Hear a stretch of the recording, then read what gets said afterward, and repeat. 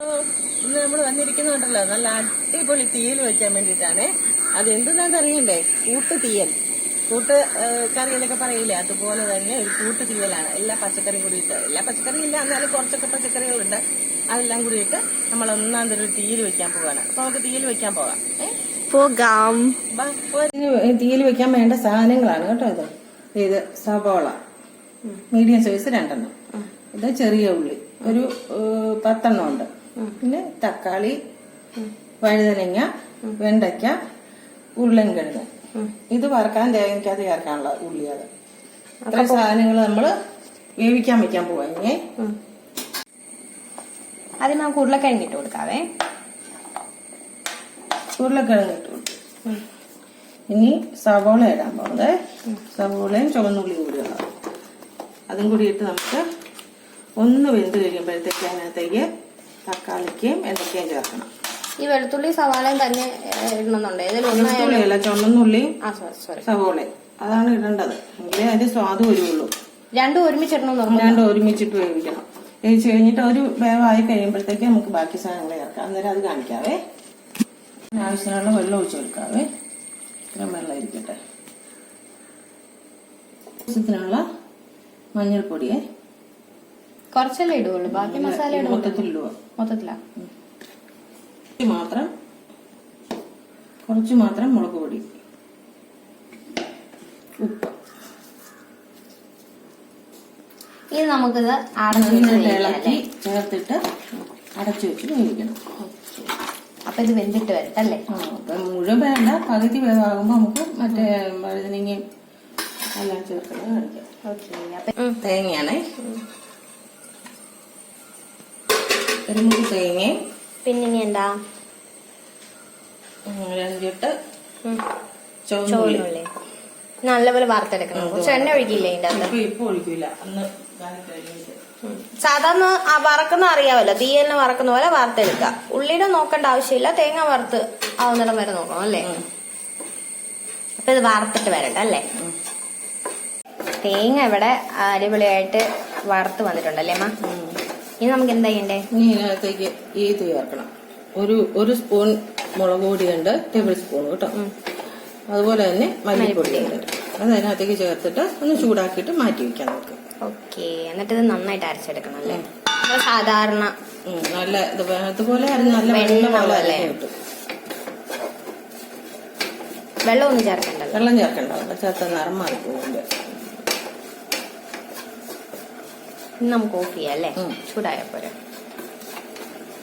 അപ്പൊ ഇത് ഒന്ന് ചൂടാറിയിട്ട് ഒന്ന് അരച്ചെടുക്കാം അല്ലേ? നമ്മുടെ കഷ്ണം ഏകദേശം വെന്ത് വന്നല്ലേ അമ്മ?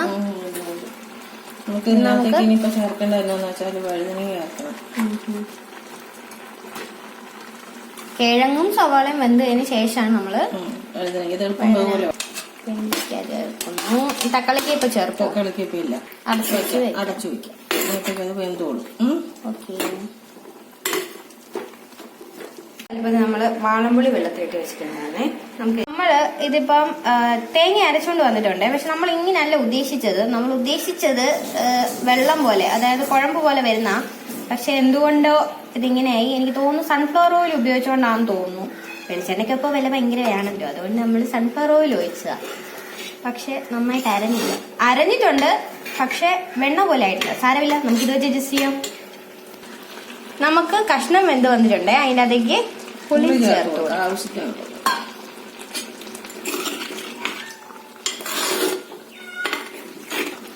അരപ്പ് ചേർത്ത് കൊടുക്കാമേ. നന്നായിട്ട് മിക്സ് ചെയ്യാം. കുറച്ച് വെള്ളം ഒഴിച്ചു കൊടുക്കാം കേട്ടോ.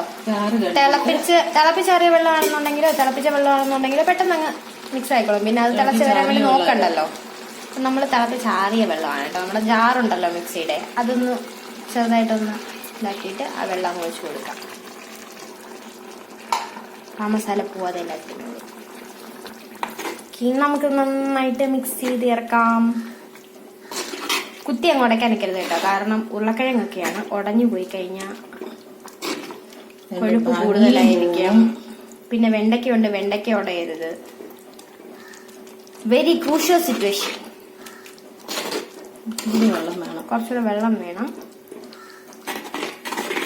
ഇനിയാണ് നമ്മൾ നമ്മുടെ തക്കാളിക്ക് ചേർത്ത് കൊടുക്കാൻ പോണതേ.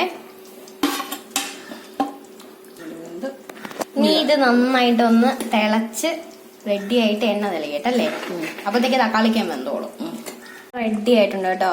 വേണ്ട നമ്മുടെ തീയൽ നല്ല എണ്ണയൊക്കെ തെളിഞ്ഞു വന്നേ. കണ്ടില്ലേ, അടിപൊളി തീയലാണ്.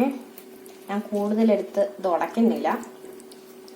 സൂപ്പർ ടേസ്റ്റുമാണ് കേട്ടോ. എല്ലാവരും ഒന്ന് ട്രൈ ചെയ്ത് നോക്കണേ. നമുക്കതിൽ കടുകും കൂടെ വറുത്ത് വയ്ക്കാം.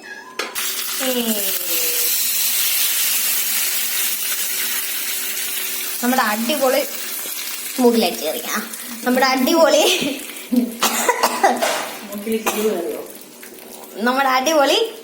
തീയൽ ഇവിടെ റെഡി ആയിട്ടുണ്ട്.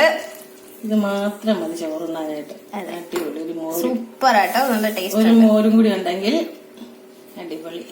അപ്പൊ വീഡിയോ എല്ലാവർക്കും ഇഷ്ടപ്പെടുകയാണെന്നുണ്ടെങ്കിൽ ലൈക്ക് ചെയ്യാനും ഷെയർ ചെയ്യാനും സബ്സ്ക്രൈബ് ചെയ്യാനും മറക്കണ്ട. പുതിയൊരു വീഡിയോ ആയിട്ട് എപ്പോ വരാമ? അടുത്ത ദിവസം വരാം. Okay, bye bye, Tata.